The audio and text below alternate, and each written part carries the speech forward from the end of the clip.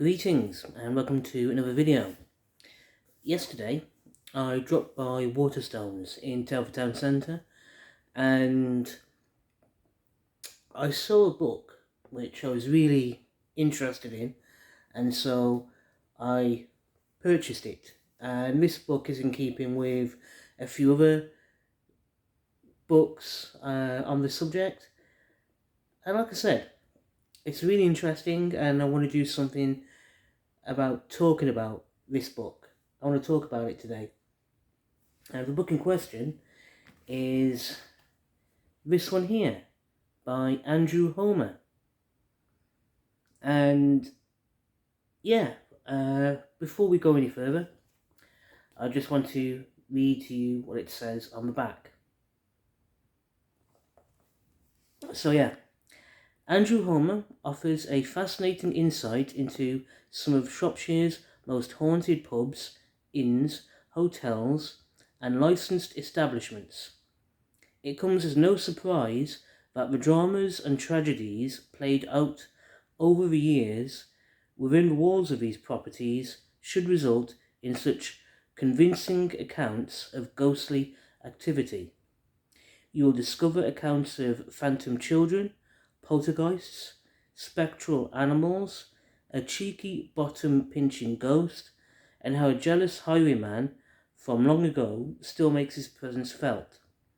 Find out which haunted rooms to stay in or indeed avoid for an undisturbed night's sleep. Visit the licensed properties included here for yourself, and who knows, perhaps you will have a ghostly experience to add to the rich heritage of Shropshire's haunted hostelries. And as you can imagine, this book has places, pubs, hotels from all across Shropshire, and it shares their ghost stories. And one such place I want to talk about in this video is in the village of Leighton, which is on the edge of Telford, on the road between Telford and Shrewsbury. And also, that road also takes it down to Ironbridge itself. And the place in question specifically is the Kynnersley Arms in Leighton, Shrewsbury, postcode SY5 6RN.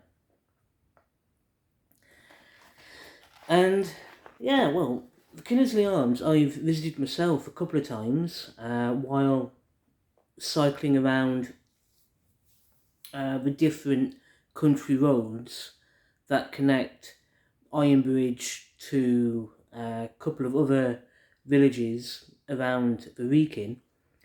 And the Kynnersley Arms is a really nice pub.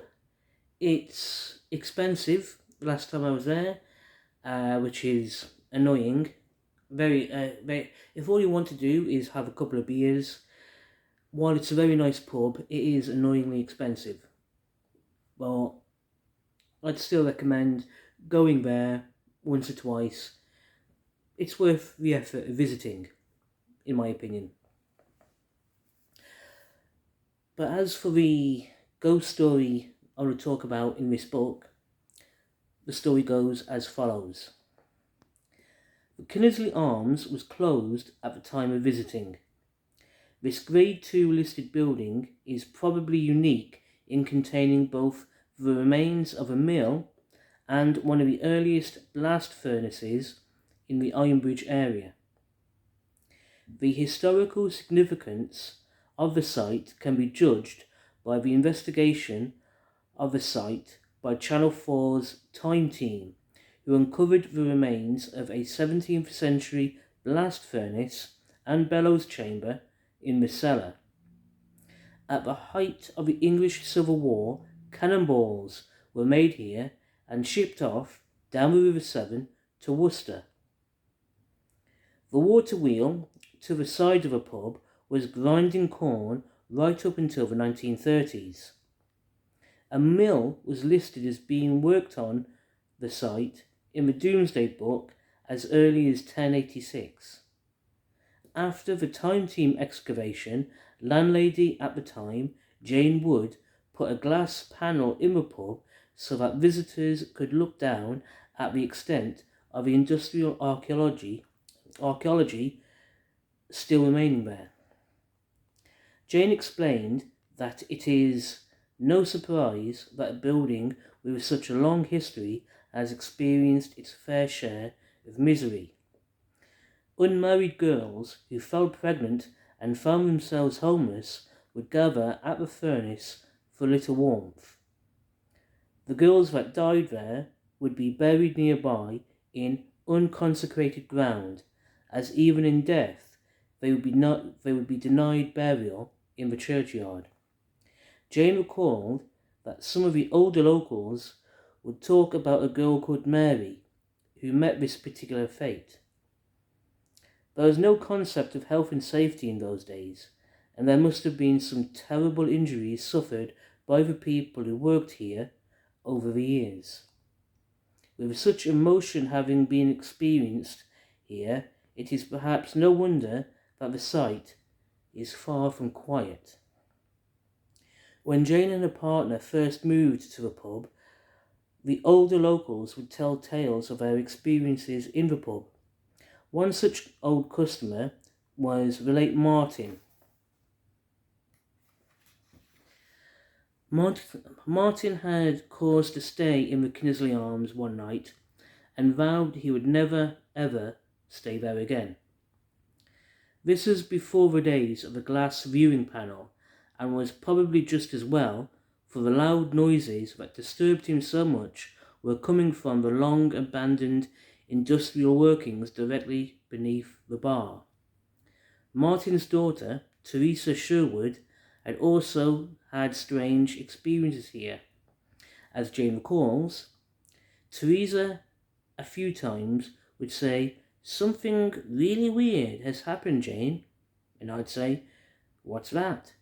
She'd say it sounded like a mop being scraping along the gents' toilet floor area, which was immediately over the cornmill. This would always be when there was no one in there who could have been making such a noise. On a number of occasions, Jane's partner, Pierre, would be in the beer cellar beneath the pool table area at the front of the pub, and he would clearly hear footsteps walking around the room directly above him. This always happened when the pool table area was closed up and empty. When Pierre would go look, there would never be anyone there. Jane had taken a delivery one day and left a box by the back door to be taken down into the cellar. Pierre was there with Teresa at the time, and he heard a deep laugh as he went to pick up the box. Oddly, although Teresa was with him, she didn't hear the laugh, but she did hear the strange scraping noise she had heard before. The bar area above the workings was also subject to poltergeist-type activity. Jane used to have a recurring experience. A lot of lights would come on at night downstairs in the bar. I would go down in the morning and I would know I had turned those lights off last night. Jane also had the experience of some unseen force physically stopping her from walking across the landing upstairs. It was only momentary, but a definite force stopping her in her tracks. This might have been tied in with a certain room upstairs where children particularly have refused to sleep. A previous landlady had even more direct experience of this poltergeist activity, as Jane remembered. The previous landlord and landlady had the decorators in, and the landlord was at one end of the bar and she was at the other. She turned round and said, "Why did you do that?" He said, "Do what?" She said, "Pull my skirt so hard." So much so that they got the decorators to paint ghosts on the ladies' and gents' doors. I don't think they actually saw anything, but they did feel it. Hopefully, the Kynnersley Arms will one day once again welcome visitors to experience the heritage and possibly even the haunting of this uniquely historic pub and building.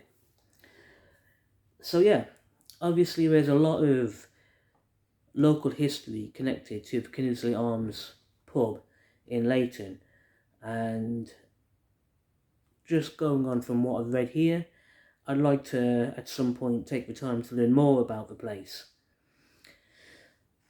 Now, the Kynnersley Arms is a country pub. It's set on a country road in a village, it's a bit of a distance from where I am now in Dorley.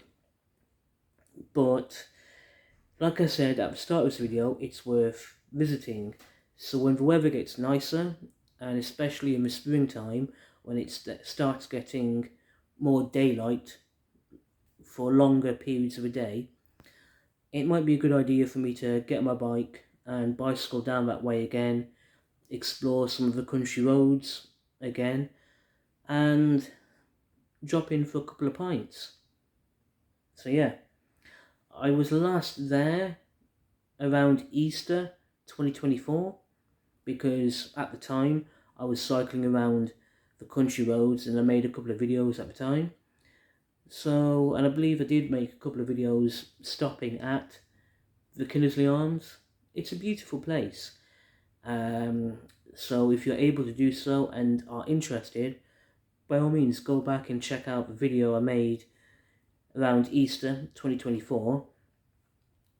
Otherwise, again, if you're able to do so, and if you don't mind, and a couple of expensive drinks, the Kynnersley Arms is worth visiting, in my opinion. Beautiful countryside, absolutely gorgeous countryside surrounds the place, and the last couple of times I was there at least, it was a really friendly atmosphere, really good pub worth visiting. So yeah. On that note, I'm going to finish this video here. I'm going to read this book a bit more and see if there are any other entries in this book that I'd like to talk about in a different video, but we'll worry about that another time. Until then, in the meantime, thank you everyone for watching this video. I do appreciate the time people take to watch my videos. Thank you. And yeah, take care of yourselves, be safe, and I look forward to seeing you all again very soon in the next video. Merry Christmas, everyone.